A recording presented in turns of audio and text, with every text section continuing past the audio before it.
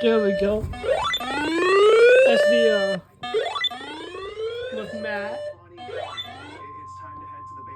Yeah, just with G. If you're in Pony City, please go to the basement. Listen to Matt.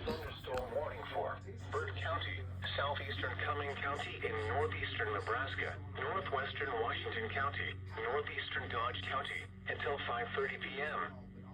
At 4:27 p.m., a severe thunderstorm was located 4 miles west of Hooper, or 12 miles northwest of Fremont, moving northeast at 55 miles per hour. Expected hazards include 60 miles per hour wind gusts and quarter-size hail. This is a radar-indicated threat. Okay, that's good. Impact, hail damage to vehicles is expected. We're gonna stand by. Thunderstorm will be near. Fueling around 4:35 p.m. Oakland around 4:45 p.m.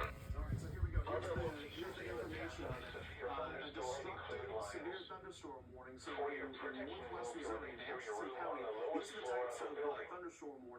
that will trigger alerts on your phone. If you were watching us last night, the tornado warnings issued for Omaha, every device started beeping and playing the EAS sound. This would trigger that as well because it's a very dangerous storm that could be producing 80-mile-an-hour winds, and you see at the bottom the tornado possible. So it looks like they're kind of Let's stand by and listen to Matt. Just heads up, if there's no tornado, you can get really strong winds there. So that is the newest thunderstorm warning in northwest Missouri. I also want to mention that there is Along a line extending from Denmark to 4 miles north. This is probably the best We're saying that 3 minutes mark.